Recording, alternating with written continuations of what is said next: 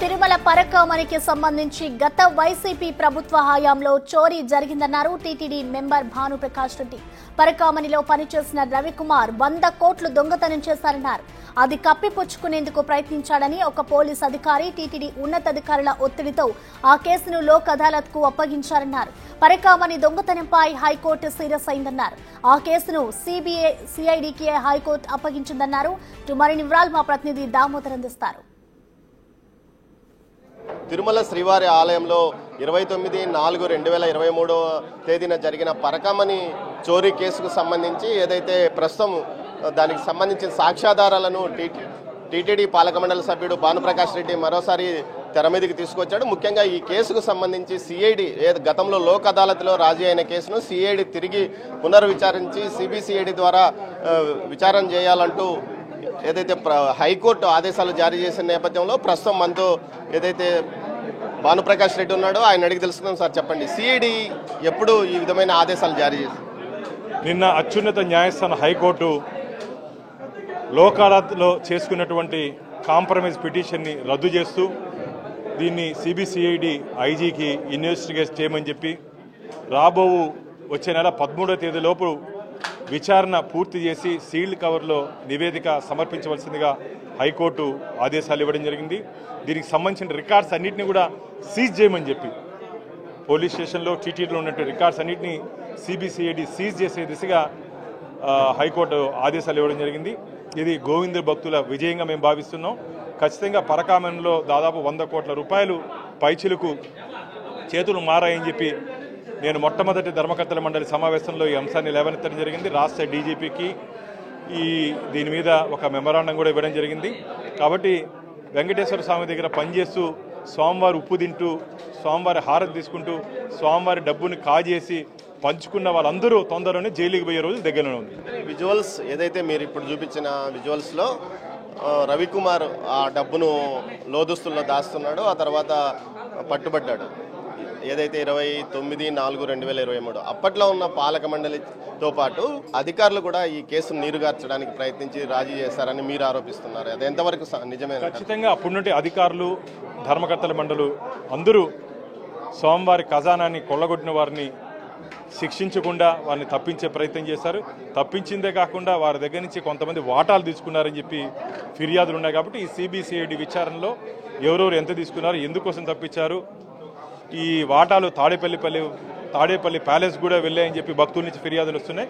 ఎక్కడెక్కడికి వెళ్ళాయి, ఎందుకు వెళ్ళాయి, ఎంత వెళ్ళిందో పూర్తి వివరాలు తొందరలోనే భక్తుల ముందు రాబోతుంది. సరే, ఎన్ని కోట్ల వరకు ఈ అక్రమాలు జరిగింటాయని మీరు భావిస్తున్నారు? స్వామివారి పేరుతో దాదాపు 40 కోట్ల రూపాయలు ఆస్తి రాయించుకున్నారు. ఇంకో 100 కోట్ల రూపాయలు చేతులు మారాయని చెప్పి భక్తుల నుంచి ఫిర్యాదులు ఉన్నాయి. ఎవరెవరు అందులో భాగస్వాములు ఎవరెవరని మీరు అనుకుంటారు?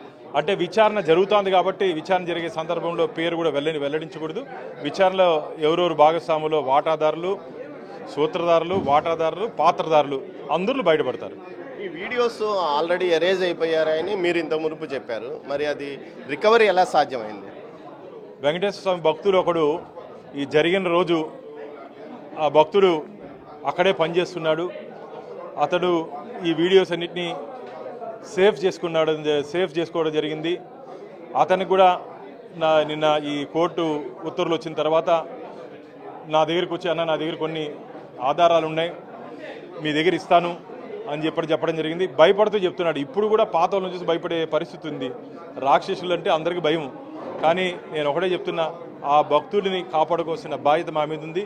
నేను టీటీడీ చైర్మన్ ఈవో గారి దృష్టికి తీసుకుని రెండోసారి మీరు పాలక మండలి సభ్యుడు. ఈ విధంగా గతంలో జరిగిన వ్యవహారాలను ఏదైతే రహస్యంగా విచారణ చేసి ఎవరు బాధ్యులైతే వారి మీద చర్యలు తీసుకునే విధంగా చర్యలు తీసుకోవాలి. అదేవిధంగా ప్రస్తుతం కూడా ఏదైతే మీ పాలక మండలి మీద అనేక ఆరోపణలు చేస్తున్నారు మాజీ టీటీడీ చైర్మన్ భూమన కరుణాకర్తో పాటు వైసీపీ వాళ్ళు. ఈ విధంగా ఇద్దరు పరస్పర ఆరోపణలు చేసుకుంటే టీటీడీ ఎంతో ప్రతిష్ట కలిగిన టీటీడీ, పేరు ప్రఖ్యాతులు హిందూ ధార్మిక సంస్థ అయిన టీటీడీ మీద ఏదైతే భక్తుల్లో చెడు అభిప్రాయం వచ్చే అవకాశం రాదా? మేము ఆధారాలతో మాట్లాడుతున్నాం. మేము ఏదైనా సరే ఆధారాలతో మాట్లాడుతున్నాం. వారు అసత్య ఆరోపణలు చేస్తున్నారు. ఆధారాలకి అసత్య ఆరోపణలకి చాలా తేడా ఉంది.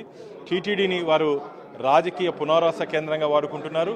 టీటీడీ ప్రతిష్టత దిగజార్చకుండా ఉండే దిశగా మేము ప్రయత్నం చేస్తున్నాం. సరే, అయితే దీనికి పులి స్టాప్ లేదంటారా?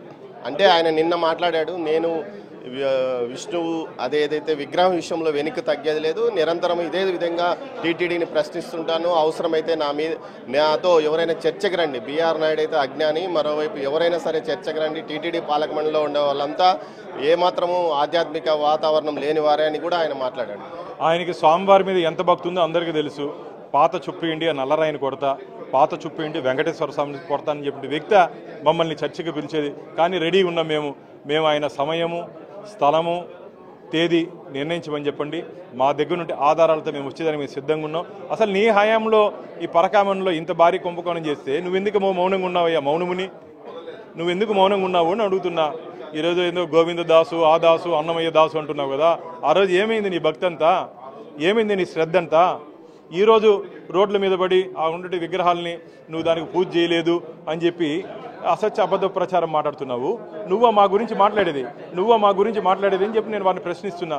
కాబట్టి ఇలాంటి మాటలు తగ్గించుకోవాలని చెప్పి కరుణాకర్ రెడ్డి గారిని సూచిస్తుంది. సిబిసిఐడి ద్వారా దర్యాప్తు చేయించాలని ఆదేశాలు జారీ చేసిన నేపథ్యం. అంతేకాకుండా 13వ తేదీలోగా ఈ కేసుకు సంబంధించిన మొత్తం వివరాలు స్టీల్ కవర్లో తమకు పంపాలని అటు టీటీడీతో పాటు ఇటు పోలీసు ఉన్నతాధికారులను కూడా ఆదేశించిన పరిస్థితి.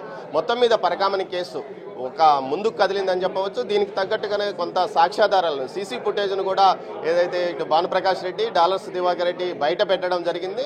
వీటితో నెక్స్ట్ స్టెప్ ఎలా ఉంటుంది, అసలు దోషులు ఎవరు, రవికుమార్ వెనక ఎవరున్నారు, రవికుమార్ ఆస్తులను ఎవరు రాయించుకున్నారు, అదేవిధంగా రవికుమార్కి సంబంధించి 40 కోట్ల రూపాయల ఆస్తులు మాత్రమే టీటీడీకి రాయించారు, మిగతా 100 కోట్ల ఆస్తులు అప్పట్లో ఉన్న అధికారులు రాయించుకున్నారని వీరు చేస్తున్న ఆరోపణలకు సిబిసిఐడి ద్వారా బయట పడే అవకాశం ఉందా, లేకపోతే ఈ కేసు ఎలా కొనసాగుతుందో వేచి చూడాలి. కెమెరా పర్సన్ పురుషోత్తంతో దామోదర్, తిరుపతి నుంచి.